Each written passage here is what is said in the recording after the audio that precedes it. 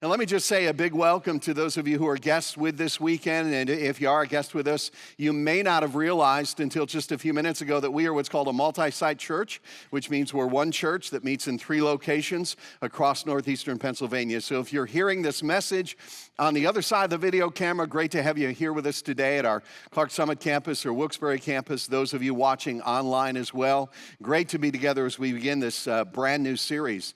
And as we begin, let me say this right up front, that not all fear is bad. There is a good kind of fear that helps us to survive in life, that helps us to respect certain boundaries, and that helps us to avoid danger. You know, it's the fear that makes you look both ways before you cross the street. It's the fear that keeps a child from touching a hot stove. So there's a good kind of fear, and I think there are some people that actually need a little bit more of that good kind of fear, like this guy in Canada, who wanted to get his grass cut before the tornado came. This is not photoshopped, by the way. His wife took this picture pleading with him to come in and leave the grass alone because there was a tornado coming. So there's a good kind of fear. There's a healthy kind of fear that sometimes people need a little bit more of. But then there's also a bad kind of fear.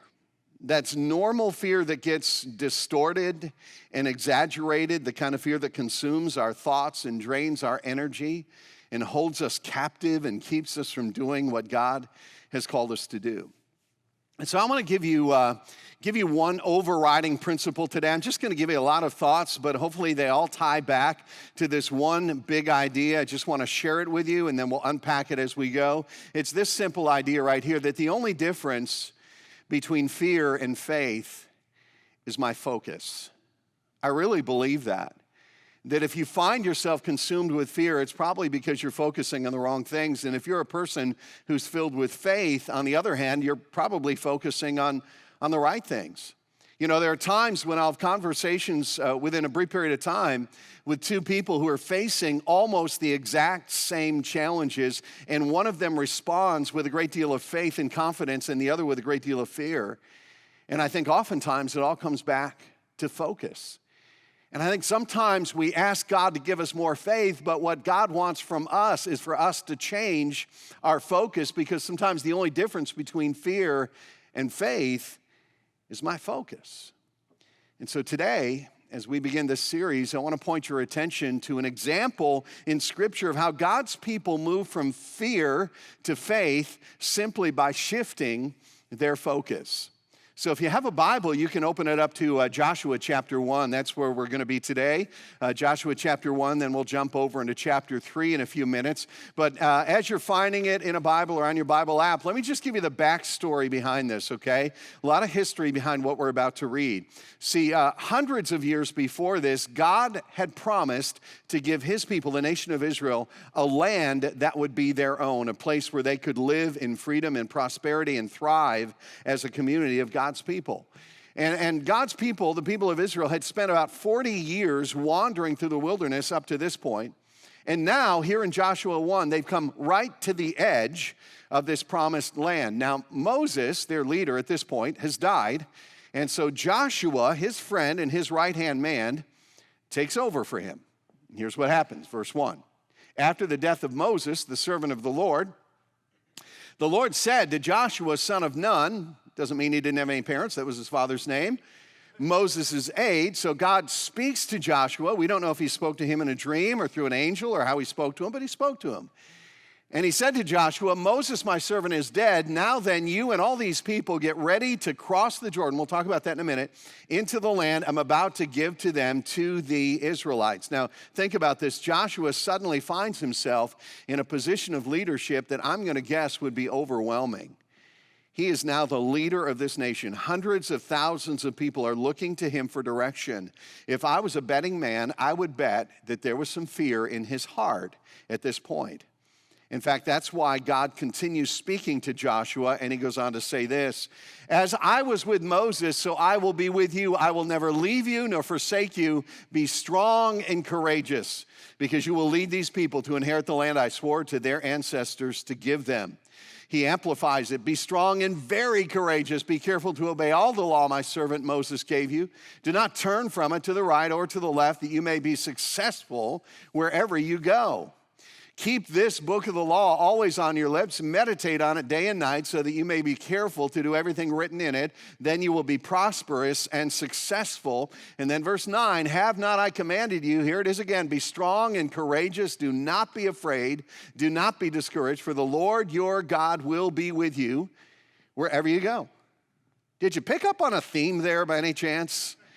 God is saying to Joshua, Joshua, let me tell you how to be brave. Now, let me go back through those 9 verses that I just read. I want to surface 4 things that tend to amplify our fear and then talk about how a change in focus can turn our fear into faith. Here's the first thing that I think tends to amplify our fear, and that is isolation. Isolation. I think when you're all alone in life, fear is amplified. I mean, it's really hard to be brave when you're facing the challenges of life with nobody else around you, nobody else by your side, which is why God says this to Joshua to let him know he's not alone. He says, I will be with you. I will never leave you nor forsake you. He goes on to say in verse 9, the Lord your God will be with you wherever you go. Now, if you're a Christian, you're a follower of Christ, it's important for you to understand that Jesus said essentially the same thing to all of us. At the very end of the Gospel of Matthew, the last words of Jesus, he said this to us. He said, I am with you always to the very end of the age. And so if you want to turn fear into faith, you got to change your focus. It's all about focus. And we turn fear into faith when we focus on God's presence. When we recognize the unseen reality of God's presence in our lives, even in the very, very difficult times that we may be facing at any given time. And I don't know what you may have brought in here with you today. If you're a follower of Christ, I don't know what you're facing, but I do know this. You do not face it alone. The same God who spoke creation into existence is with you. The same God who parted the Red Sea and rescued the people of Israel, he's with you. The same God who causes the sun to rise every morning, that God is with you. The same God who was with David when he took out Goliath, he is with you. The same God that left behind an empty tomb and a Roman cross, that God is with you. So I don't know what you face, but I know this, you don't face it alone. And when you know that, and when you focus on that, that'll make you brave. Let me tell you a second thing that tends to amplify the fear in our lives, and that is what I would call intake. Isolation tends to amplify the fear, but I think intake does as well, and here's what I mean by that. I think a lot of our fear can be traced back to the thoughts and the ideas that we allow into our minds. I really do. And we live in the age of anxiety. I mean, it's almost as if fear is marketed to us. The very news outlets that we look to for information actually engage us with fear tactics so that they can sell advertising. And then ironically, some of the advertising that they sell is promoting products that will help us deal with the fear that we experience and the anxiety we experience because of what we have just watched. Like, that's the way the world works. Like, here's a statistic I saw in a book called The Culture of Fear. Between 1990 and 2008, the murder rate in the U.S. had declined by 20%, but news stories about murders have increased by 600% because fear sells. And if you just immerse your mind in that every single day, you're going to be a person who's fearful and filled with anxiety. So listen to what God said to Joshua. He said to him, be strong and very courageous. And then he goes on to say this. Keep this book of the law always on your lips. Meditate on it day and night. So we're talking about focus. And if you want to change fear into faith, it's a matter of focus. It's when we focus on God's word. You know, I have a friend of mine who's really into physical fitness. And sometimes he'll give me advice on physical fitness, whether I want it or not. But he had this phrase that I've never forgotten. He said this one time. He said, you can't out-train a bad diet. Like, if you have really bad eating habits, there's no amount of exercise you can do that will overcome that. And he went on to say that one of the things you can do to control your diet is to keep what he called a food log. In other words, you just write down everything that you eat, everything that you take in. I thought that was a great idea. I never did it, but I thought it was a great, idea. What would happen if you kept a thought log? If you were to just track everything that you allow into your mind every day? You know, if you want to be brave, I think one of the best ways to overcome fear and to be brave is to just, put down your phone and shut off the internet and stay away from WebMD and, stop watching Fox News and CNN and just take some time to immerse your mind in what is true and pure and praiseworthy and right and eternal. And when you begin to think that way, you'll live differently and you will become a person who's not known by fear, but by faith. Let me tell you the third thing that tends to amplify our fear, and that's this: indecision, isolation, and then intake, and then also indecision, because I think fear and indecision are woven together because sometimes we're so afraid to make the wrong decision that we don't make any decision at all. I'm curious, let me take a quick survey here. How many of you from time to time struggle with indecision? Raise your hand if you would admit that. Okay, how many of you aren't sure? Okay, see, I got you there, didn't I?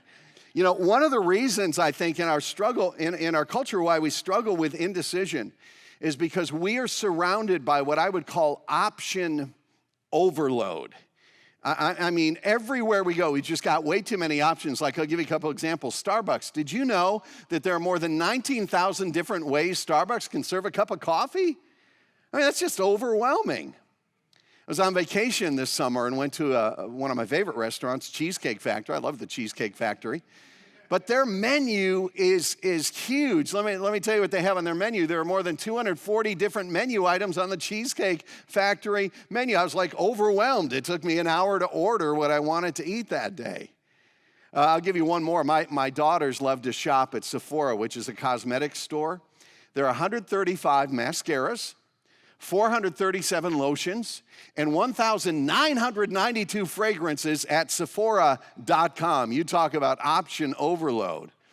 My point is this: we live in a world where we're surrounded by options, and it breeds a kind of indecisiveness within us, where we're afraid to make a decision because we're afraid that we might make the wrong decision.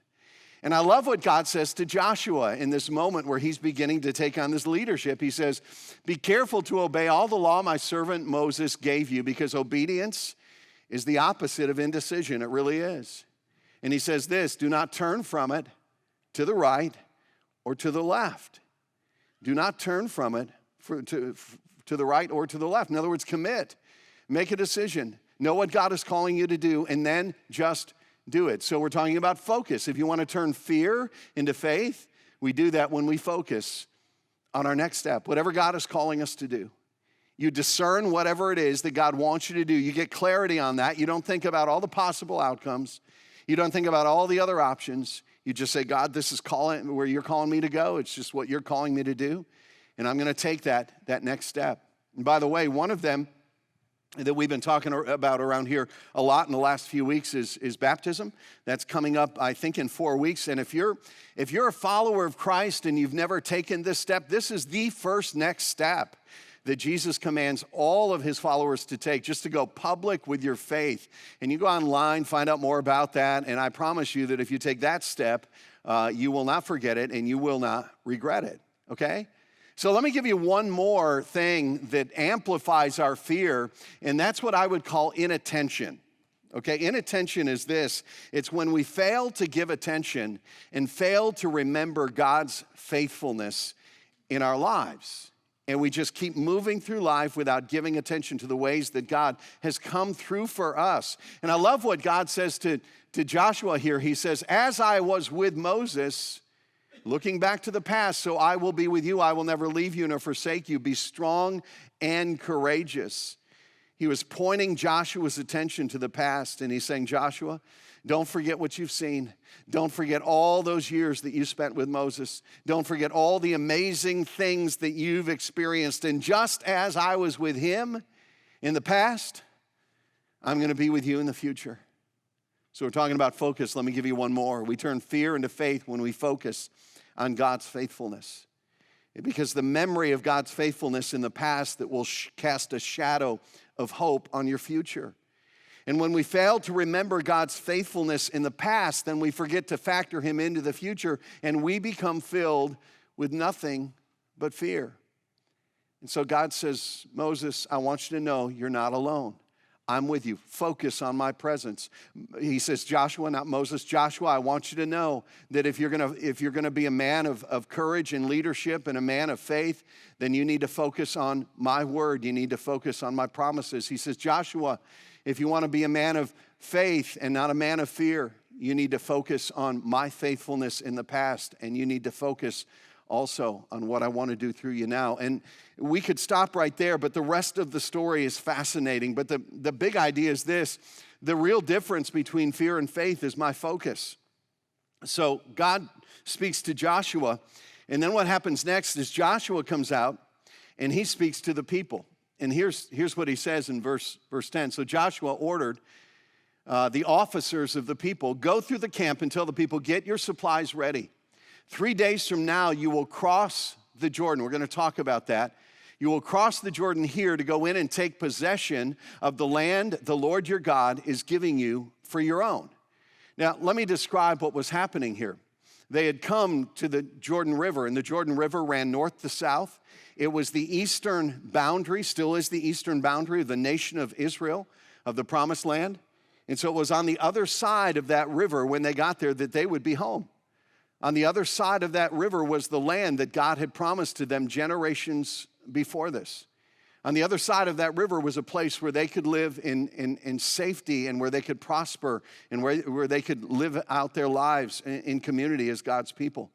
But crossing that river was going to be a tremendous challenge, because you come to chapter 3 and it says this, that the Jordan was at flood stage, which was typical because this was during harvest. The Jordan is at flood stage all during harvest. So during flood stage, the Jordan River is about 10 times wider than it typically would be, and it's about twice as deep as it typically would be, and it's flowing incredibly quickly. And so you've got to remember, this was a group of hundreds of thousands of people, and they've got their kids and their livestock and all of their possessions. And so it was just not humanly possible for them to get across that river with all those people at this time of the year when it was flowing the way that it was. It was just humanly impossible. And they'd come all this way. I mean, they could see the promised land on the other side of the Jordan. They could smell it. It was right there, and yet they couldn't get to it. And we'll talk about what happens next in case you're not familiar with the story. But let me just stop right here and ask you a question. What is it in your life that would be comparable to the Jordan River? I mean, what is it that's standing between you and where you are now and where God is calling you to go and what He's calling you to be? What is that fear in your life that is holding you back? Let me show you what happens next. It's really fascinating. We'll jump ahead to chapter 3. Beginning in verse 2, it says, after 3 days, the officers went through the camp, giving orders to the people. When you see the ark of the covenant of the Lord your God and the priests who are Levites carrying it, you are to move out from your positions and follow it. Then you will know which way to go, since you have never been this way before. So in case you're not familiar with the Bible, or let me just remind you what the Ark of the Covenant was. The Ark of the Covenant was the most treasured possession of the Jewish people. It was the symbol of God's presence among them. It was what Indiana Jones was looking for, if you remember the series of movies.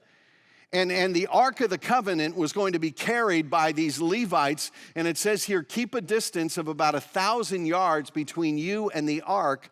Do not go near it. And the reason for that was this. The Ark of the Covenant had to be way out ahead of the crowd in plain sight where everybody could see it. And the reason why it had to be so far out in front so they could see it was this. Because they needed to know, as they stepped into this river, as they stepped into their greatest fear, they needed to know that they were not alone. They needed to know that God was with them. God was going before them. They needed to have their focus not on the power of the river, but on the power of God. They needed to look up and not look down.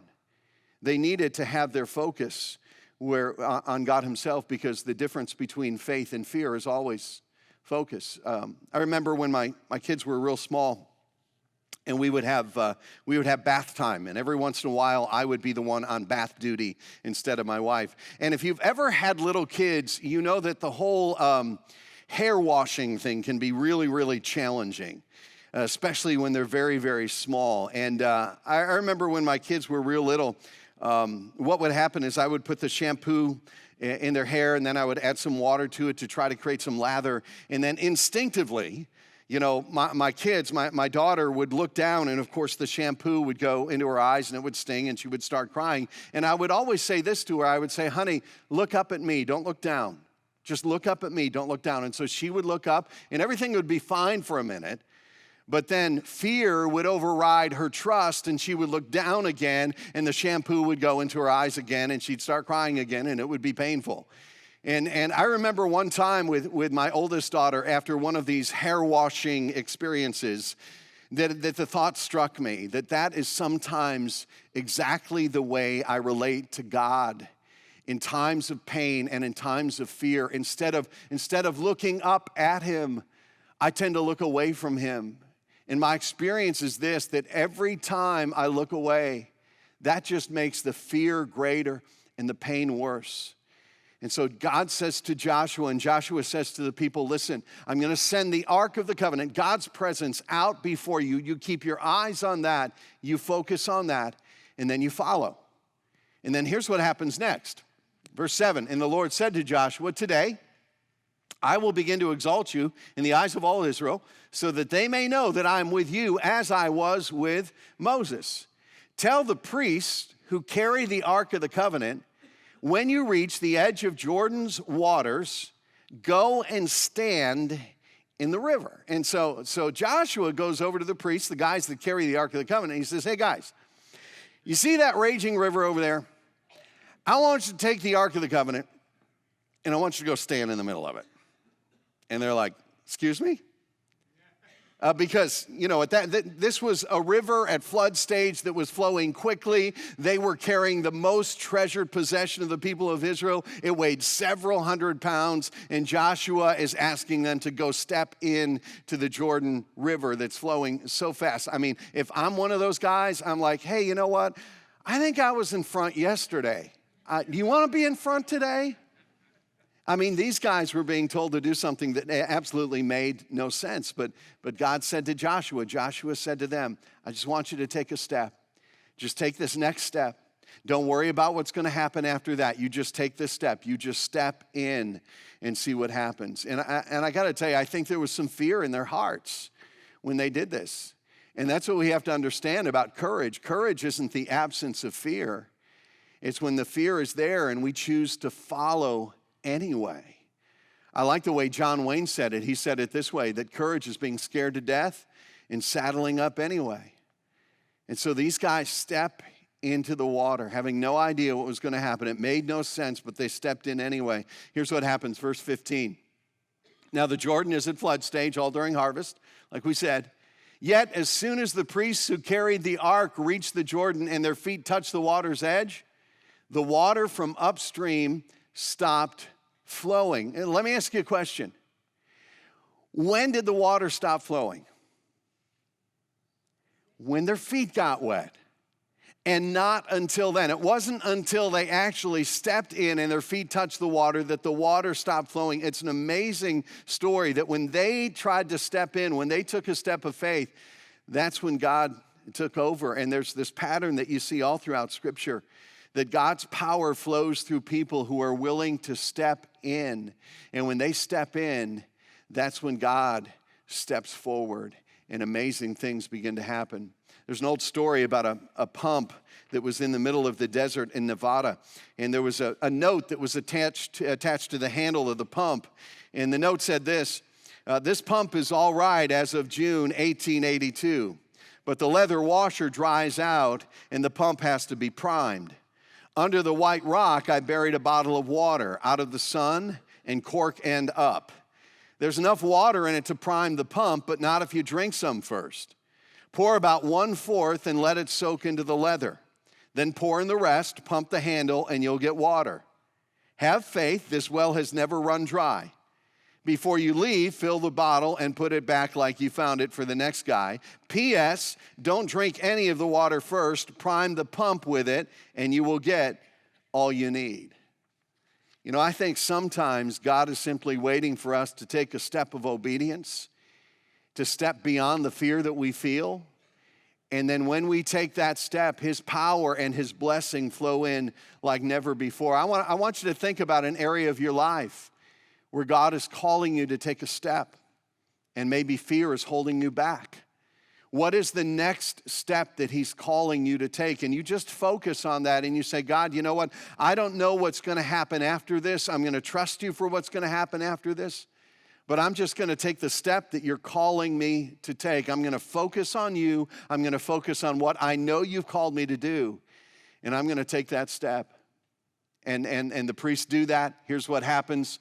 The waters open. The priests who carried the ark of the covenant of the Lord stood firm on dry ground in the middle of the Jordan, while all Israel passed by until the whole nation had completed the crossing on dry ground. And I've heard it said this way: God didn't take away the Jordan River. He just made a way through it. And I don't know what you're facing in your life that requires courage from you. I don't know what you're facing in your life that brings up a sense of fear in your heart. God won't necessarily take it away, but I do know this: he will make a way through it if you'll focus on him and focus on what he's calling you to do.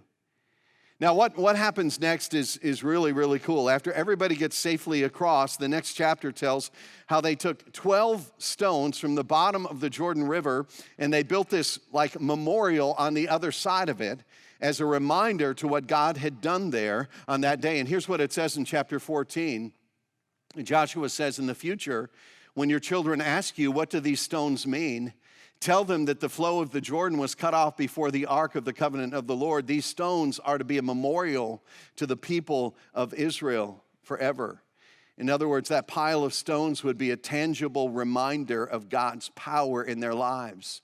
And then in the future, whenever they would get discouraged, they could just go back to this little pile of stones, this memorial, and be reminded of that day when God stopped a raging river and made a way for his people to get through. And I think this kind of remembering is just so important, because I think when we focus on God's faithfulness in the past, it helps us to face our future with faith and not fear. Let me just suggest that you find a way to create monuments in your life. Maybe it's through a journal, maybe it's just through some kind of symbols, but in those times in your life when it's obvious to you that God has come through and he's blessed you and he's been faithful, that you never forget those times so that you can go back in the future and focus on those again. In my office, I have all kinds of weird objects that I keep on my shelves. One of the things I keep there is this milk bottle. We uncovered this when we were doing some excavation for our very first building project, which was on our Clark Summit campus, our original location. And it's from the Parker Brothers Dairy Farm, because there was a 400-acre dairy farm there at one time. And the hill was called Parker Hill. That's how we got the name of the church.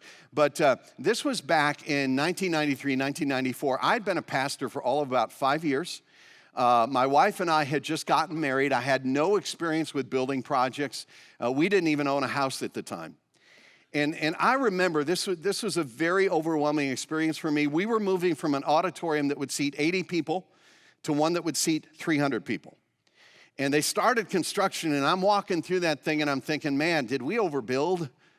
Like, do we need all this space, really? And like, I'm wondering if we're going to be able to pay the mortgage on the thing. And there were times during the construction process when we were like out of cash. There was one time when I had like $18,000 worth of building materials on my credit cards, which I would not suggest. But there were so many times during that process when I felt completely in over my head. But I look back now, and I can see how God was faithful in ways that go way beyond human ability or ingenuity. And nowadays, I keep this bottle in my office, and nowadays when I'm facing some kind of a challenge, I'll just kind of focus my attention on this, and I'll remember those days when I wondered if God was going to come through, and when I was facing fear and dealing with things that seemed so challenging at the time.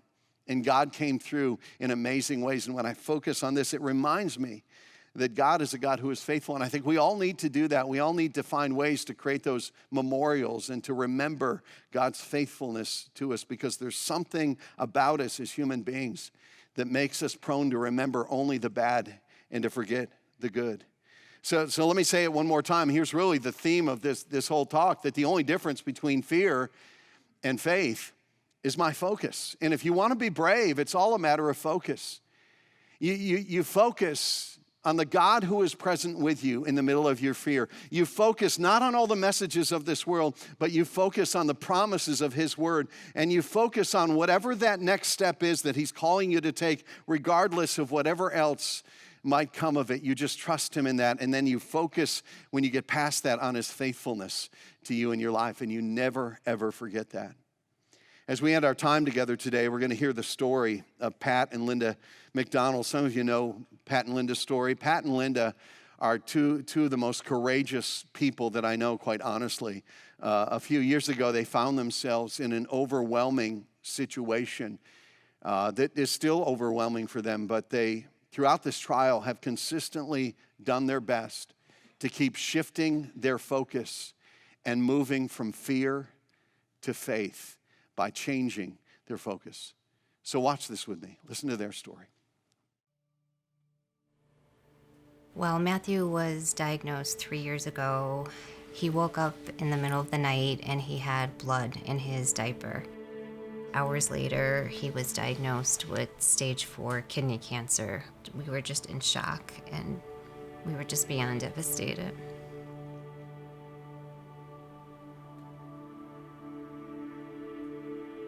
The news just seemed like it kept getting worse, and I actually started to fear the door opening. I wanted to just close the little shade on the door and just kind of pretend that we weren't there.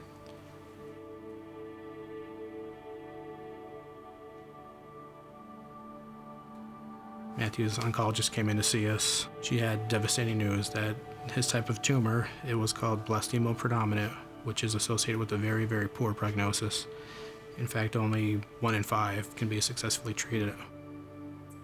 I couldn't breathe, and I could feel my head and my heart. It just felt like it was going to explode into a million pieces. So I literally ran out of the room, and I was just looking for anywhere to go to try to compose myself.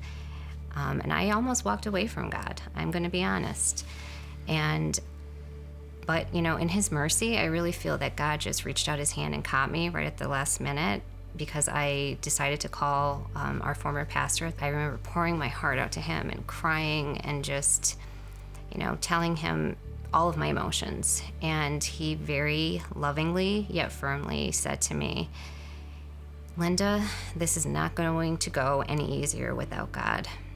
So that was a crucial moment for me. Probably the most impactful fear that I feel is when the phone rings and we're expecting scan results for Matthew. And there's a part of you that doesn't want to pick up that phone. You're just too scared. But you know, the waiting and the anticipation and the anxiety is just excruciating. So you have to. You know, in the pediatric cancer community, there's actually a term for it. They call it scanxiety. That's exactly what it is. As a pediatric parent, you're just trained to immediately think the worst. Belly pain, you think relapse. So it's just hard to get away from that fear. It's just always there. I was so overwhelmed at one point that I just had to say, "Lord, I lie him down." And that is the hardest thing, at least for me, that I had to tell God, because I know in reality, he doesn't belong to me. We are just absolutely exhausted. Yeah, and terrified at the same time. Yes. I feel like God brought such strong Christians into our lives during this period of time. Every time we fell, which was often, they picked us back up again. I know for us, Patrick's sister, Michelle, and her husband, Joe, they were with us for every hospitalization and every major surgery. And honestly, without them, we wouldn't be standing still.